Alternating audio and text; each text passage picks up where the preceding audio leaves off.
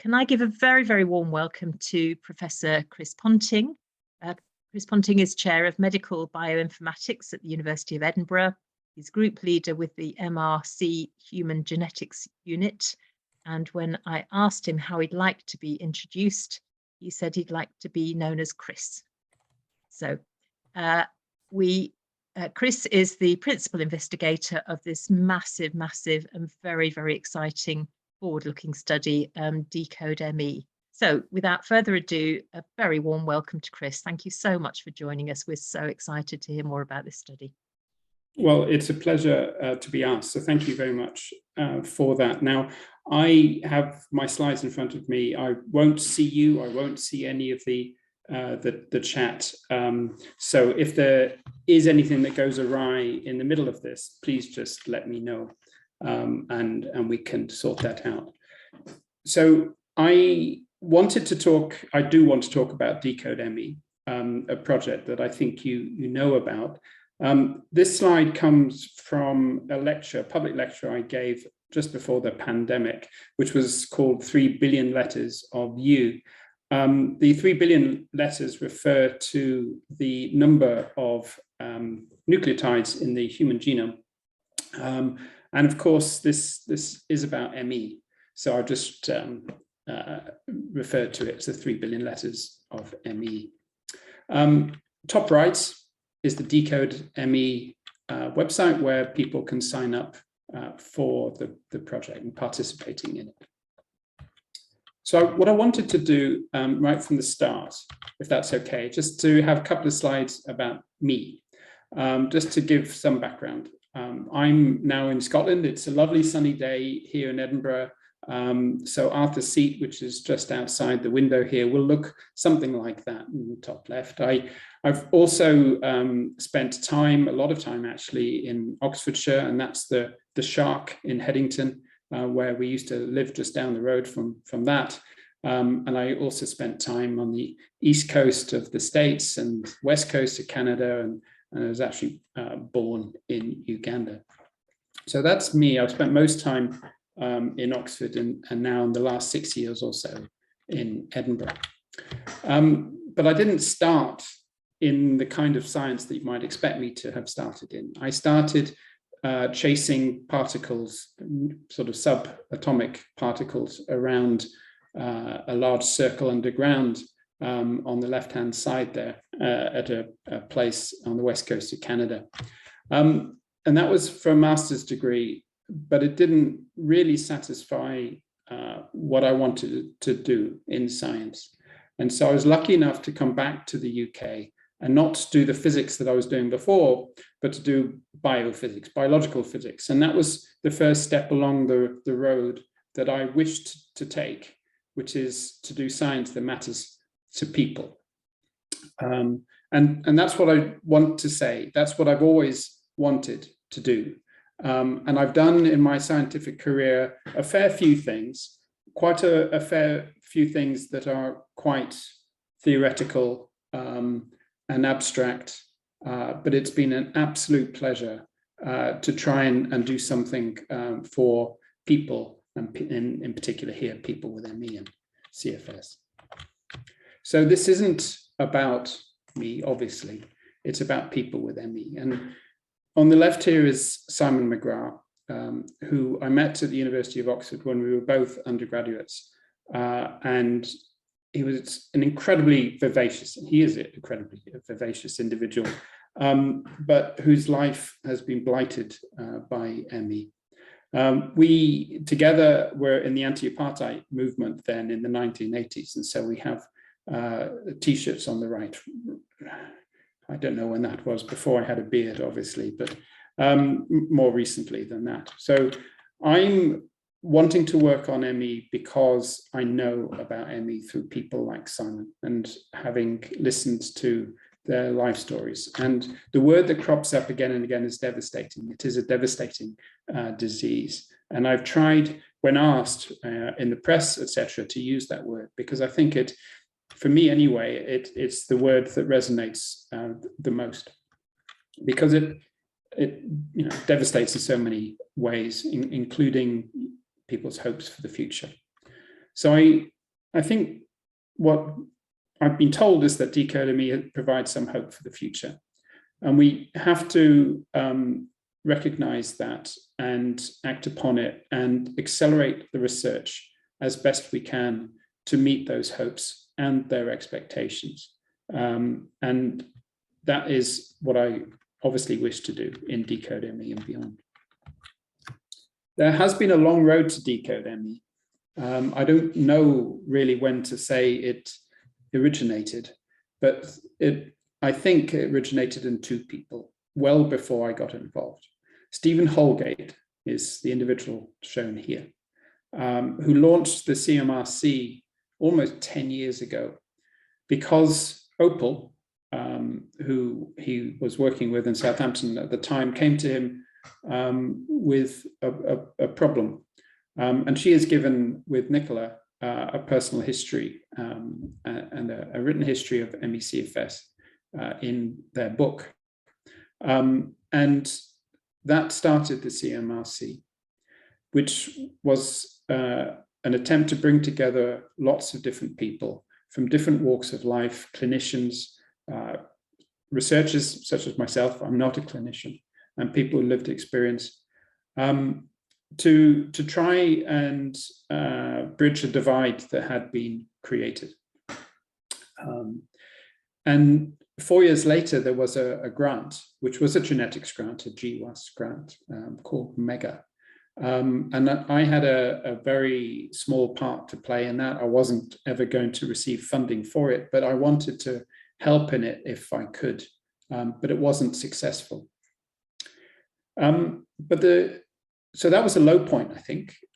But pretty soon after that, there was a letter to Stephen from Dame Sally Davis, basically suggesting that someone, the CMRC, should try again.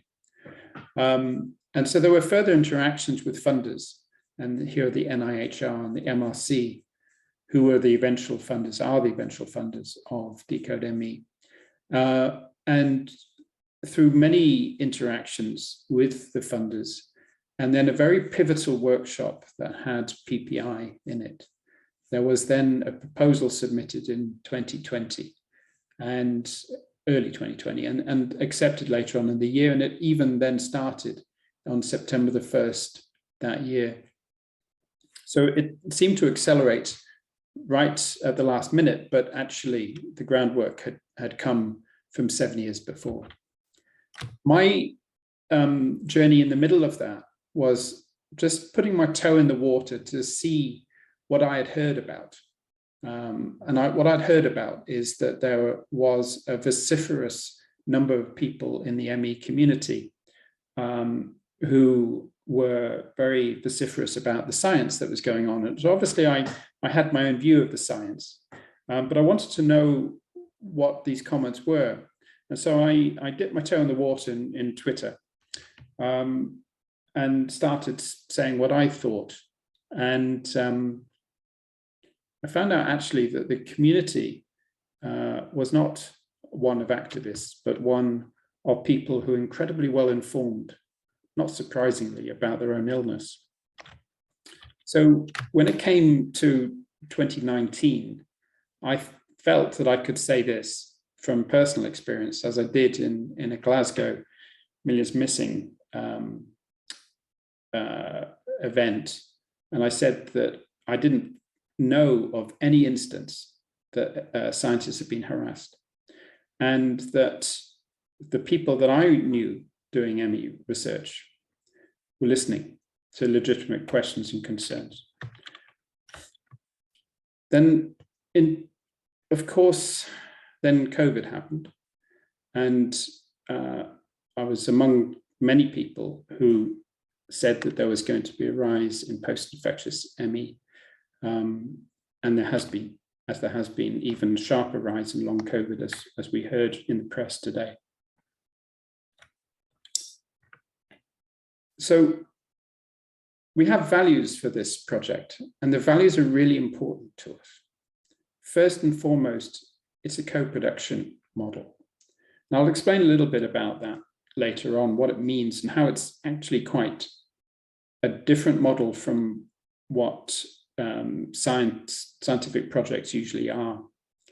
So it's a co-production with and for people with ME/CFS. Now we will and are doing the best possible science we can. There are constraints, obviously. But the values include that we aspire to do as much as we can to include everyone, including severely affected people. And so early on, we decided to add to the online questionnaire by having a paper-based questionnaire to ensure that severely affected people who perhaps are less able to use the online questionnaire could use a paper questionnaire. And also we ensured that people can fill in the questionnaire on behalf of others. And the values include listening, and that means that we have to adjust. When we get things wrong, we learn along the way and we change things as best we can. So this is the conventional project. You have someone at the top, it's hierarchical, a principal investigator. And then they have a bunch of people who report to them, and they have others who report to the middle management. That's the conventional project. But that doesn't work. It won't work for one main reason, is that I am not the expert in ME. The experts in ME are the people with lived experience. So we could not have this project set up in this way. We needed to make sure that expertise is brought in from whomever. So, I have expertise in human genetics and genomics and project management and things like that. And then others have expertise in ME. So we have a co-production, we work together. And so with patient and public involvement throughout, in every single aspect, we make sure that DecodeME is working and working for everyone. We don't have one person at the top. We have a management group of 3. I'm one of 3. I have 1 vote among 3. I have been outvoted once, which, of course, I don't like, but I have to live with that. And I'm actually a bit proud, I must admit, that we have a structure which ensures that that is at least possible. And then we have a variety of teams that deliver on aspects of the project. And we not just have people with lived experience on every one of these groups, but we have a steering group of PPI as well. And that's how we decided very early on that we needed to deliver on this project. And I think this arrangement has stood the test of time and quite a few obstacles along the way. And we've come out of this stronger. So who owns DecodeME? It's not me. I report to the funders, and I am responsible for DecodeME with respect to the funders. But it's not a University of Edinburgh project. It's not a project that I own. I'm not the principal investigator. I'm a chief investigator, but that's a title to do with the funding. You own the DecodeME. The whole community of people, carers, people lived experience, people who are interested in the disorder. And that gives, I think, quite a lot of power if we can work together to deliver on this project, because we cannot, as scientists, do this alone. We obviously work very closely with Forward ME and Action for ME and other charities, but without people with ME and your enthusiasm for this project, we would not have even got off the ground. So this is the full launch. This came up on Reporting Scotland and the BBC. They added an extra letter to my name, which caused a lot of hilarity. And someone sent me this screenshot. And the BBC got me into a lab coat, which is, I never wear a lab coat. I sit in front of a computer all day answering emails. So anyway, the launch was less than a month ago, and it's gone well. I'm so pleased to say. And this is the team. 3 of these people work for the University of Edinburgh and the DecodeME team. So from the Dinah on the bottom left, and then Gosha top left, and then Jareth bottom right. Tom Baker's not on this photo, and Izzy Lewis, who works for Action for ME, is also on here. And the team, I must say, are doing a fantastic job, because behind the scenes, they are incredibly hardworking, answering your emails, answering phone calls, helping people complete their questionnaire. And Helen Baxter for the 25% ME group is also a key individual who's helping people complete their questionnaire and managing the online questionnaire portal, because there are always issues and we always have to respond to them. And we have pledged to answer every email and every phone call when we can. We have a backlog. I have half a dozen emails that I have to do by the end of today, but we will make our way through those, and we'll try to answer all of those emails and phone calls as best we can. But we're obviously just one part of this larger team. So Sonia Chaudhary, as many people know, is the Chief Executive of Action for ME. And Izzy Lewis is a key individual who bridges between us and Action for ME and the Marketing and Comms Group, and many others working for Action for ME, and many other charities and individuals have worked tirelessly, actually, for Action for ME. Sorry, for DecodeME. So that brings me to the PPI team, and someone that you in Sheffield will know. On the right is Sean, and the PPI steering group, and the members are listed on the bottom left there. So nothing about me without me is a key phrase, and it is one we take to heart.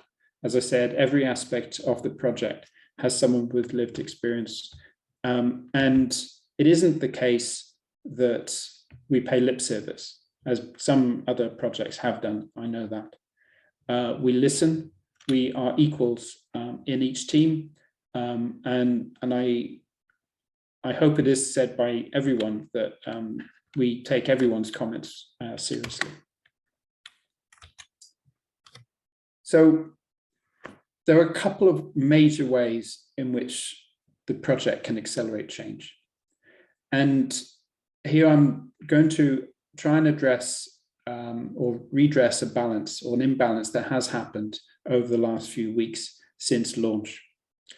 In that we know that many people have been very disappointed if we said to individuals that we're not going to be sending them a DNA sample kit.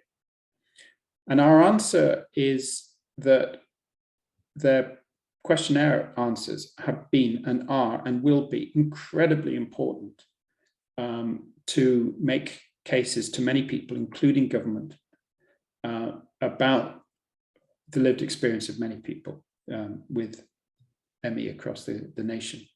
So it's a national ME resource of thousands of people and tens of thousands of people. So it captures lived experience at a scale that has never been done before, I think, in any country. And one of the main aims that we always have had right from the beginning with DecodeME was to remove stigma. And for me, the only way to remove stigma is evidence. And this is a key way for us as a community to do that, to remove stigma via evidence. And to change policy. And again, if you need to advocate for policy, you need evidence. And so the questionnaire, which people are doing on a daily basis, is providing an enormous amount of data that will be used again and again in the future for these purposes. And all of that is irrespective of the genetic part of the study. And the imbalance, I think, that there has been is that we, in our messaging, have focused a lot on the genetics. And looking back, perhaps we should have said a lot more about the knowledge and advocacy aspects to the project. But on the genetics, what we hope for, and the claim that we made in the funded application, was that we would be able to find genetic factors of ME. And if you have evidence for genetic factors, that can tell you what new therapeutic leads you should follow. It tells you what research that you should and others should pursue across the world. And importantly, perhaps what research isn't supported by the genetics is less likely to succeed. And then there are cases, this is including in COVID-19, there are cases where the genetic evidence has led to an immediate reuse of drugs, which are already in common use for other purposes, a reuse of drugs effectively in ME. So that's a possibility. And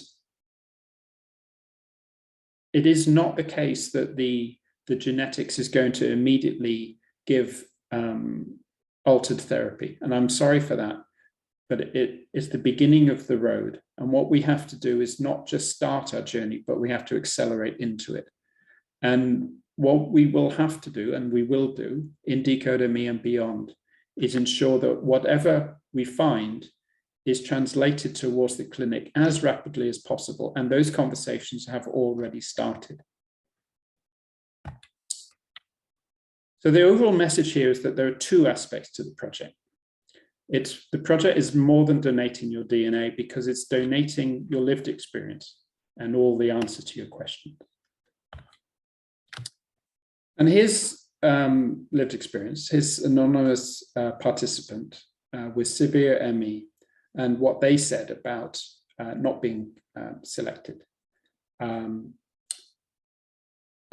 they wanted to tell us, and so they sent this, that they really want to participate in this project, and they understand that the questionnaire process and being selected or not for the DNA part is not a reflection of them. Here's our response to an email that I dealt with, I think last week. And so I just used the same words that I wrote in the email back to the individual. Everyone who completes a questionnaire is a DecodeME participant. And every answer provides extra data with which we and others can advocate on your behalf to government and the NHS.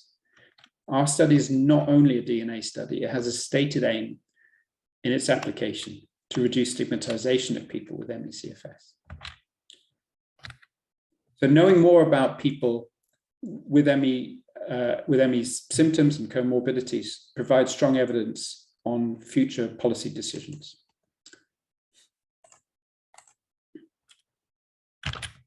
But we do understand how not being invited to provide a DNA sample did come over to many people as a rejection. A rejection that echoes many rejections that people have received over many years. And actually it's been very difficult for us to answer many people's, to hear lots of people's life stories because of the degree by which they feel quite understandably rejected throughout their life. And this is just another rejection that they feel. But our main message is that everyone who has contributed their answers, their sample, everyone is a participant. And we are definitely not questioning whether anyone has ME, because it isn't about right or wrong answers. It is about making sure that we have the right data to answer the questions that we told the funders and the peer reviewers that we would ask. I'm not going to go over what the genetics can provide. We've written a blog on this, myself and Simon, calling it a treasure map. If you're interested, that's the link to our view as to how we think the genetics can lead us in the right direction as fast as possible. So here's some results. So the sign-ups throughout the UK as of the 30th of September. So you'll see we are recruiting from right across the United Kingdom, with many in different parts, and I'll show you in a minute. And it's absolutely amazing what response there has been from people up and down the country. This map here reflects the people who have signed up. Every circle is a postcode and a postcode region. So there's Sheffield. As of 5th of October, Sheffield, you've kindly participated. 459 of you have kindly participated. But I must say, and this is tongue-in-cheek, you're not doing quite as well as Edinburgh, despite Edinburgh having fewer people. So come on, Sheffield. Hopefully more people can participate. That is tongue-in-cheek, by the way. So severity by participants, and we've already shown this figure in a blog. We have mostly people who are mild and moderate. 12% were severe, and very few who are very severe. Now, the reason why we have so very few with severe and very severe is that we used the new NICE guideline definitions. And they themselves, NICE, they themselves say the definitions are not clear-cut because individuals' symptoms vary widely in severity, and people may have some symptoms more severely than others. So this idea, and it's well supported, that a quarter of all people with ME have severe ME or very severe ME is, I think, correct. But according to the NICE definitions, we're not picking up on that 1/4. However, all of the questionnaire answers will enable us to ensure that we can do analyses that split out people with more severe symptoms than others. So here's the age distribution, and it's right across the lifespan from the ages of 16 onwards, which was our minimum. And you may know that a Norwegian study showed 2 peaks, in red women and in blue men, of ages. And we're seeing a much flatter distribution, and a distribution of people who go even older than the 65. That is the maximum in Norway. There will be a different distribution simply because of the different rates by which people have been diagnosed in different countries and at different times across the decades. So in that Norwegian study, the proportion of women over men was 3.2, and we're seeing 4.8 at sex assigned at birth. So we're seeing, less than 20% of people who are participating in DecodeME being male sex assigned at birth. So that's interesting, and we'll be monitoring all of that information as we go forward. So I'll tell you something that we need much improvement on.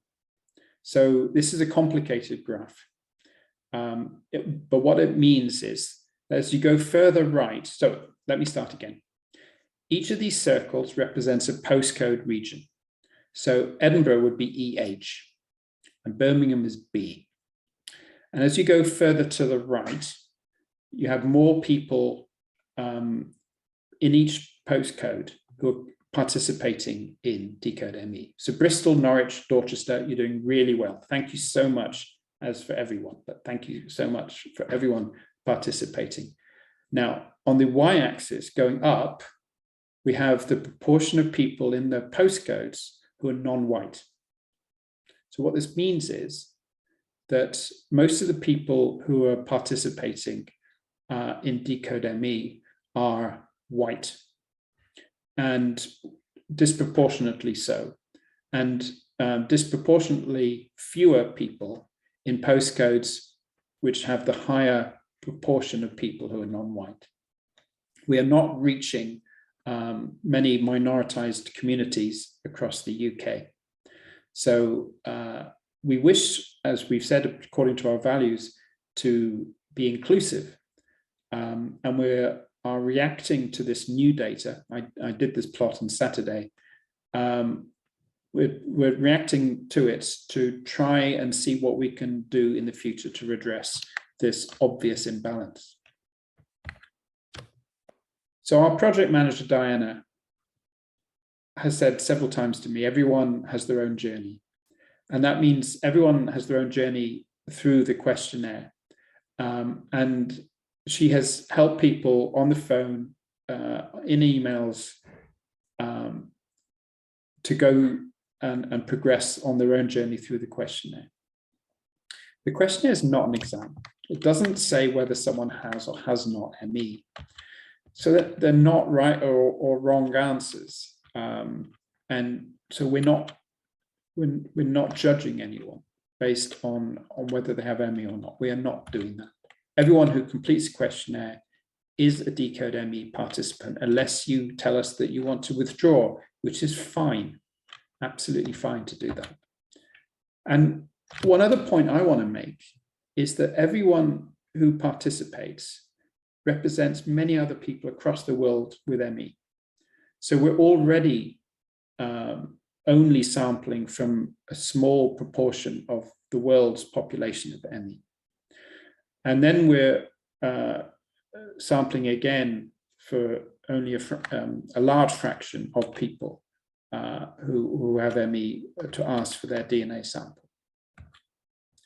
So we don't ask everyone for the saliva DNA sample, and that's usual in scientific studies.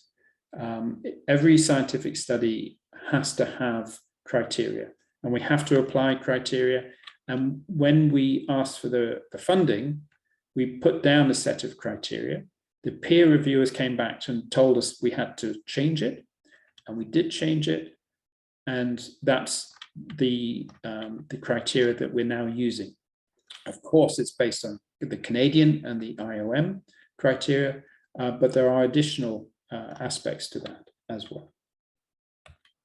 So everyone who takes part as a DecodeME participant, we are telling people that every day, because we haven't really done very well to spread that message previously.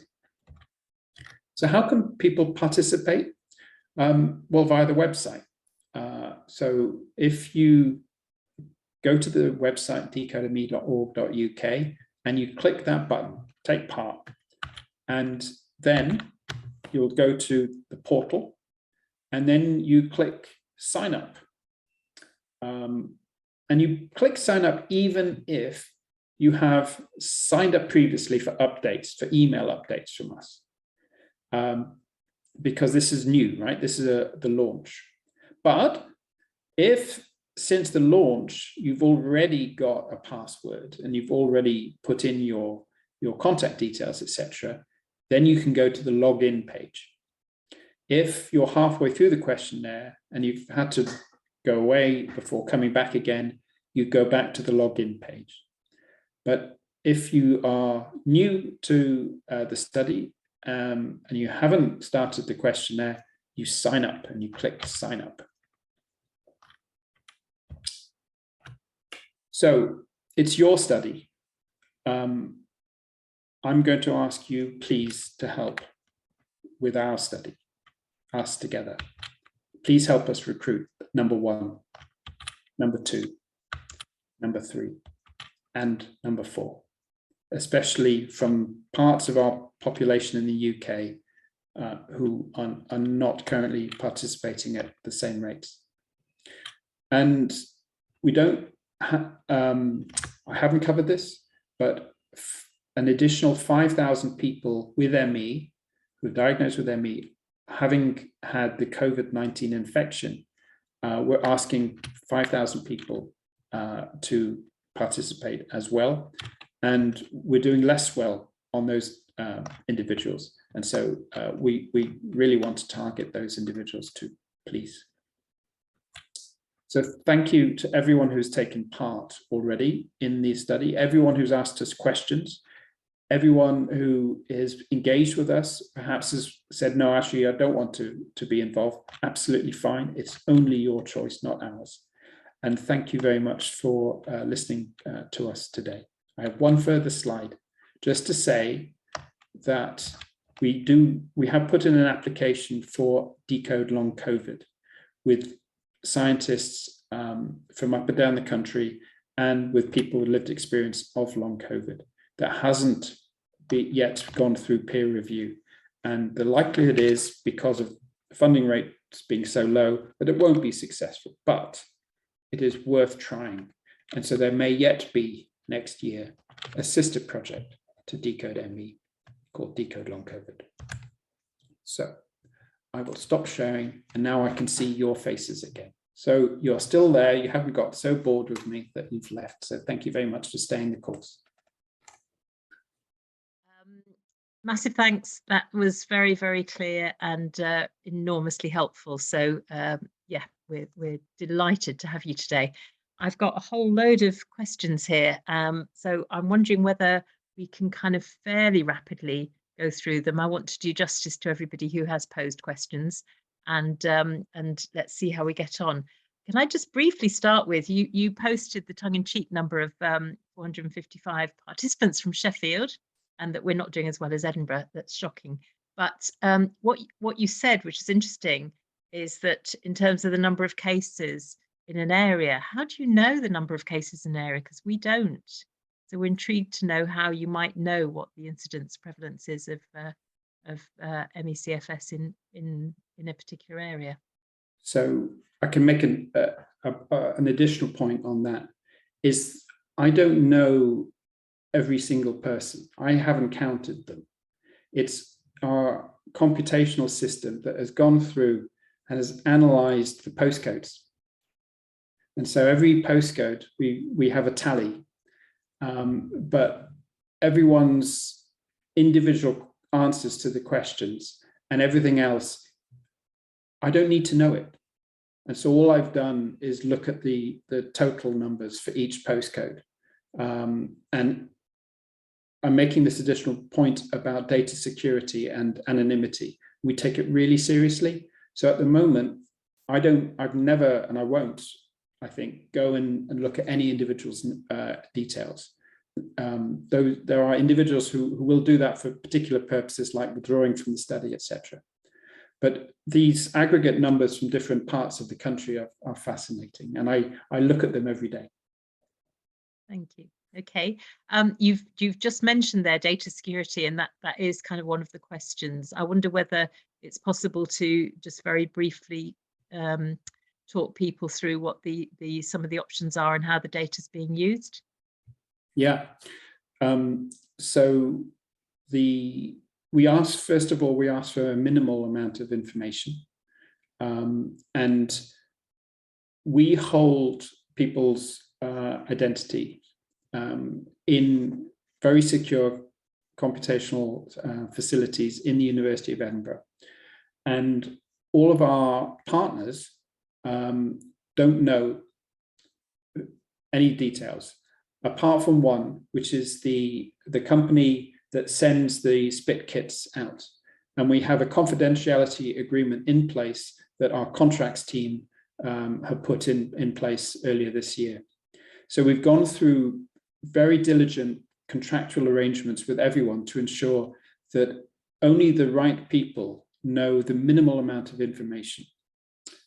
Now, people will be quite rightly concerned about giving any information. We will not give any information out to anyone. So the personal identifiable information that people will be very concerned about will be held centrally and not given out. The genetic data, the questionnaire answers, if you've consented, and you needn't if you don't wish to, if you've consented, we can share all of that information, but in bulk, so that we don't allow anyone to go down to individuals and allow them to be identified. Because if we would be going against every principle that we hold dear if we were to do that. Okay. And yeah, people have lots of options of opt-outs of in terms of data sharing. So there's many tick boxes on there. So yeah. I mean, you've certainly touched on one of the questions that's around, and obviously people have been so excited about this study. This represents the kind of the biggest opportunity for a mass study for as long as, well, forever possibly. And so people are very, very keen not only to contribute the survey, but also to contribute to spit tests. Is there anything you can say about how that algorithm works that kind of filters some people in one direction and some people in another direction?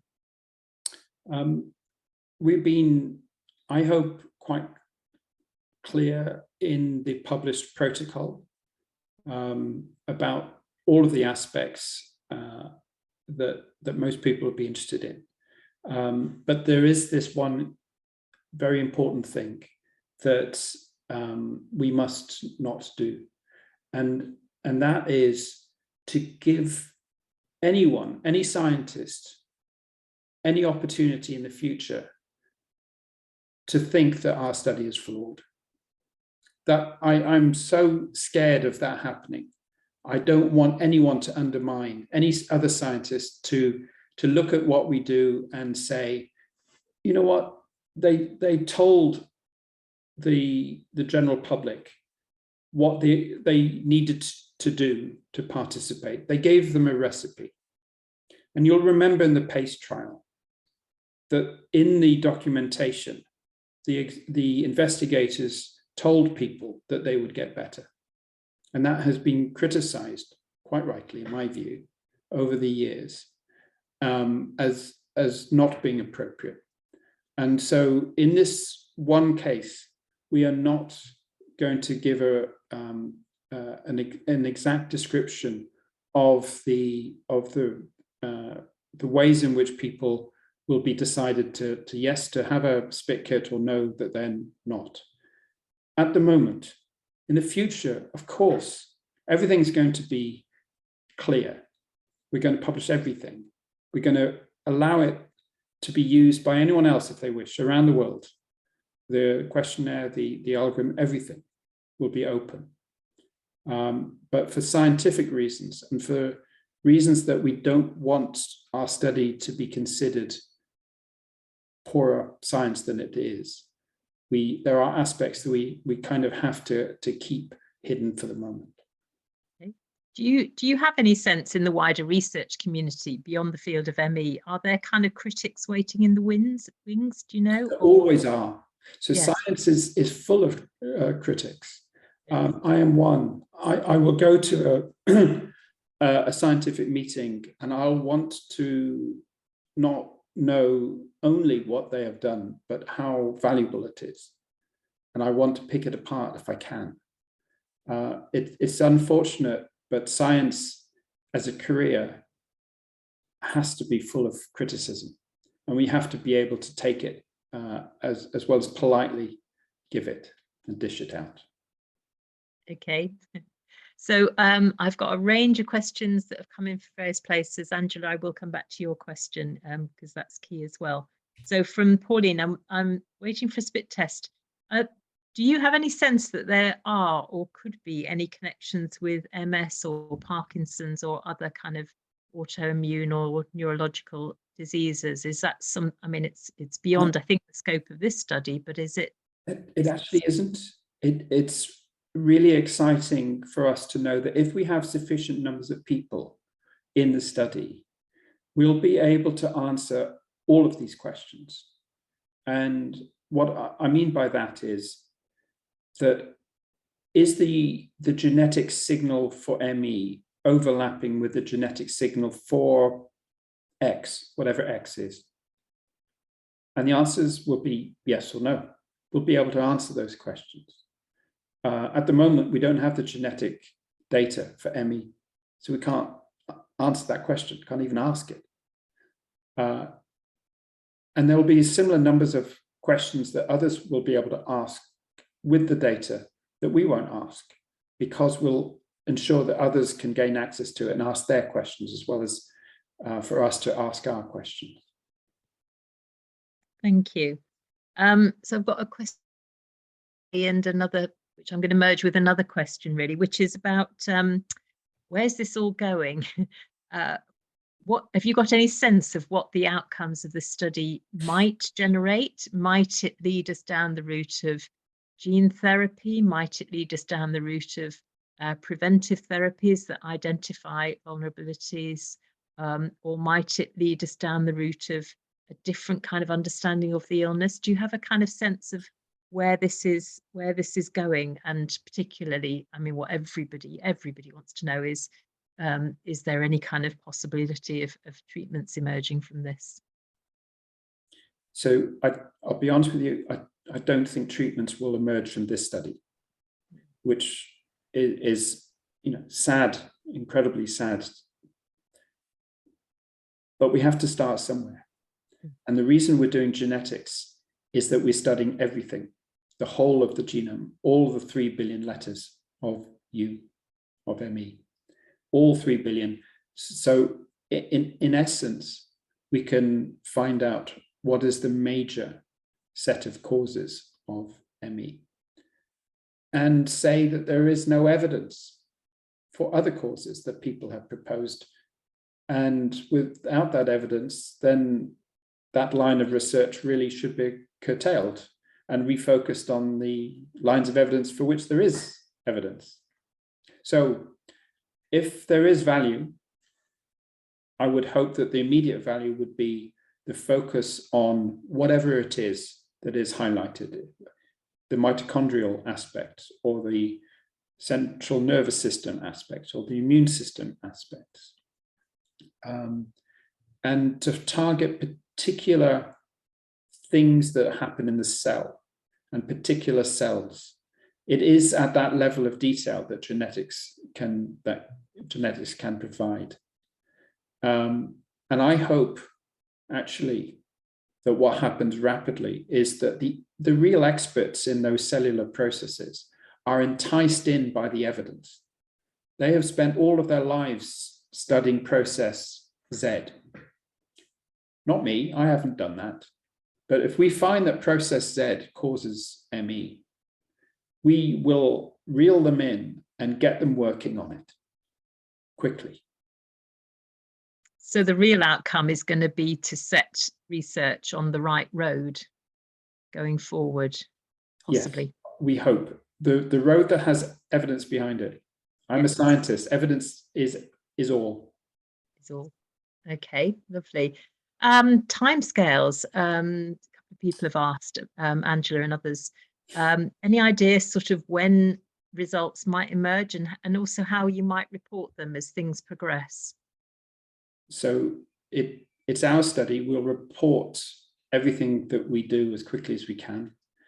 The next steps are that the questionnaires are being completed at a rapid rate, and we hope that continues. At least 100 a day, hundreds a day sometimes, which is fantastic. The saliva spit kits are being sent out, but we're having hiccups with Royal Mail, for example, and their strikes. So we're having to deal with that. Then people will provide their saliva sample, put it back in the post, and it goes to somewhere in Milton Keynes, and they have to take out the DNA and split it and do processing. And then they collect them in batches of 5,000 and send them to California. No names attached, by the way, at this point. And then the DNA is read there, and the data is sent back to us securely. And then we start the analysis, which will be April, May next year. That's the first batch.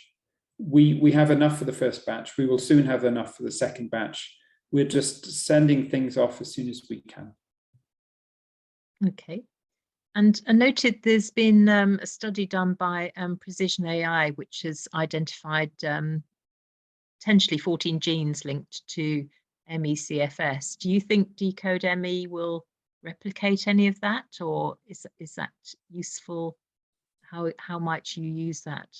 So their method is a black box method that only they have. And it's an interesting method. It's new, and therefore, like any new thing, you don't quite know what its strengths and weaknesses are. So the findings are of interest, but until they can replicate what they found, so they found it with this number of people, if they replicate the same 14 genes and the same DNA letter changes in another set of people independently, I'll be really, really delighted. And if they can do that with DecodeME data, brilliant. And we already have said it's not just Precision Life, but anyone, right, can gain access to the data if they're bona fide researchers. And if, of course, people give their consent.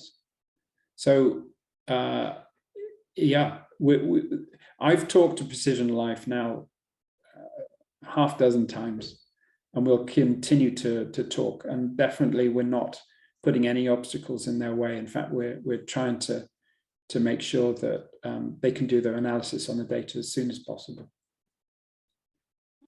Okay. Question about you've mapped the participants so far in terms of area and particularly kind of ethnicity and diversity and gender or sex. Have you looked at socioeconomic data, and is that relevant, do you think? Yeah, I mean, it'll be fascinating to do that. So I put in an undergraduate project proposal a few days ago on participation bias, and I'm talking to someone tomorrow about whether they wish to do that project. And someone else has written an email talking to me about doing something similar.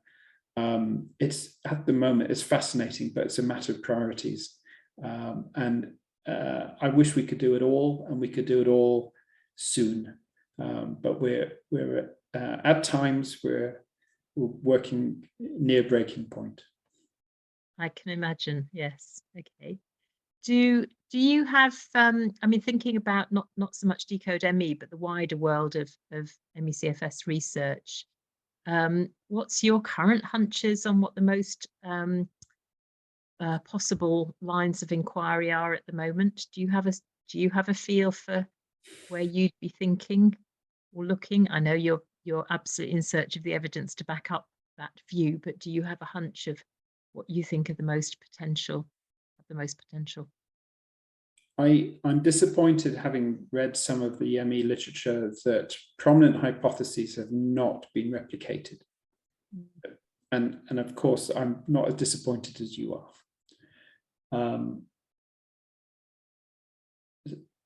The one observation, recent observation, which has not been replicated is microclots in people with ME in their plasma.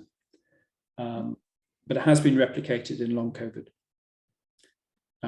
And I'm very interested to know whether microclots can be in part diagnostic of ME, because if so, that would be a game changer. Because there'd be something for people who are listening to this today for you to point at, to health professionals, to say, look, I have something that others who are otherwise healthy do not have. That's important. Okay, I'm going to mention that again at the end. There is a question from Ali Pippa about what if we don't find anything? Yep. I don't quite know how you answer that question, but you know, that's obviously our big fear, that time and energy goes into something that's inconclusive. Do you think that's likely? So I have been asked this before, and I think the answer is we try harder. And every single disease has been shown to have a genetic basis or more.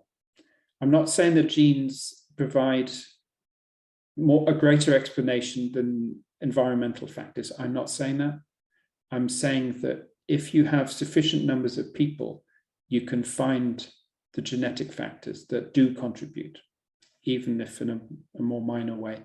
And that then tells you, for those people with those genetic changes, what predisposes them to their disease.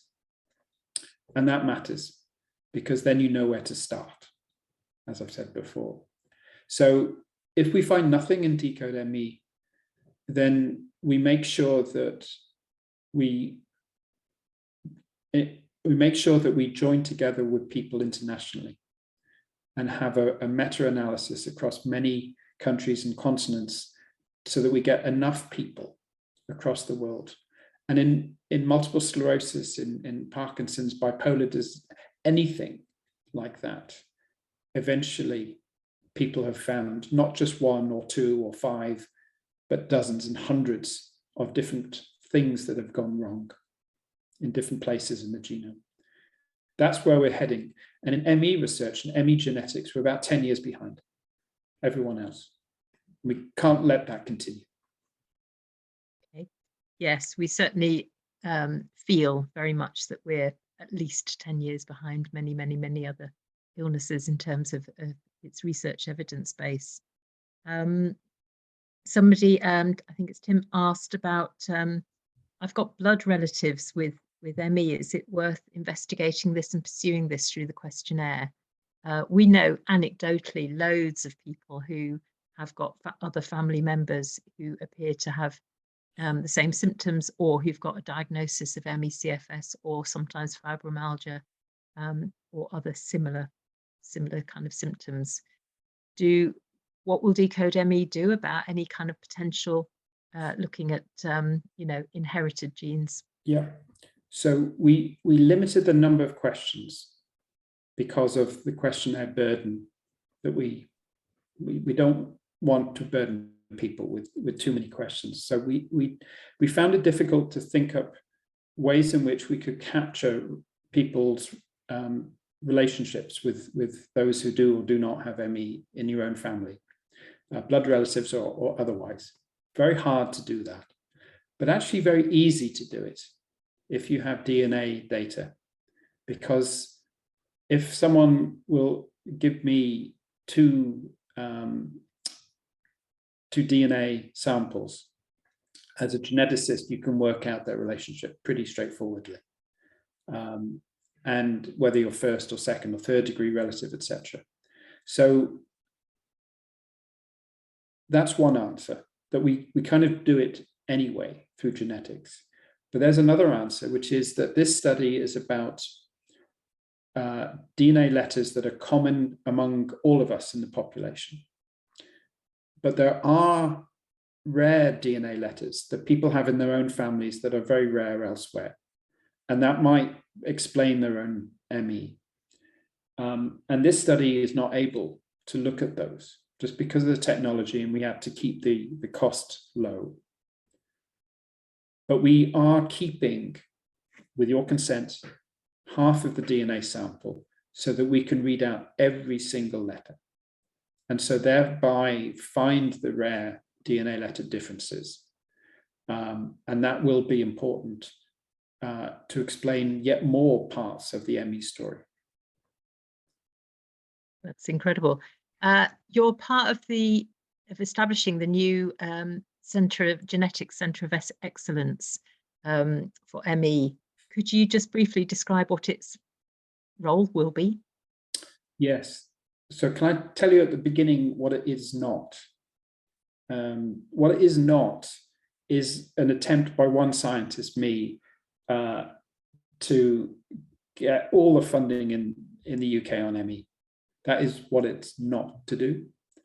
What it is to do is to try and link people up, people with different expertise, different parts of their careers, people working in different places in the UK, who all can work together and in a way that is more than the sum of their parts, right? Synergies. And up until now, I feel from an outsider's point of view, because I haven't worked in ME research forever, that it has been rather competitive, but it's better for people to work together and ask the hard questions of one another rather than later. And that's what I hope happens here. It's not a new building, it's a concept. It's an attempt to bring people together under one framework. But at the moment, there's no real large amount of public funding, for example. But from small acorns, oak trees grow. And last, a little practical question. When people send samples in, should they highlight whether or not they've had COVID? So that's, there will be something on the questionnaire about that. Okay, fine, thank you. So I'm going to draw this to a close now. We've had an absolutely stunning talk. It's very, very exciting to hear about DecodeME. I think for many of us, it represents the potential to be an enormous step forward and to help the world of ME catch up with some other disease areas. So we're thrilled that you're doing part of this team, Chris, and helping make all this happen. You've mentioned microclots. One of the next talk that we've got on December the 1st in the afternoon is with Professor Rezia Pretorius, who is leading globally on looking at the incidence of microclots in long COVID and also ME/CFS, along with Professor Caroline Dalton, who is local to us in Sheffield, who is doing some work here around the same issue. So we'd be delighted if you want to join up to that. We've got the links put in the chat, but obviously you can find them easily on our website. I'd just like to finish by saying a huge thank you to everybody for coming. I hope you found it really useful. If you didn't manage to get through the whole thing, you can watch the rest of it on YouTube, or please pass it on, pass the links on to friends, family, anybody you think who might find it interesting. Please, foot on the pedal to register for the DecodeME study, and please tell everybody that you know about it who you think may potentially be eligible, or who's got, do they have to have a diagnosis of ME/CFS or? Yes, diagnosis of ME from a health professional, 16 years of age or older. Okay, so please spread the word. We need to make this successful. This really, really matters in the world of ME/CFS research. So can we end up by saying just an enormous thank you to Chris. I really appreciate you sharing your time, your knowledge, your expertise with us, and we wish you every success with this study, and we'll do everything that we can to help send it to everyone. And all the best to you all. Thank you very much, Chris. Yeah. And thank you to everyone who's joined.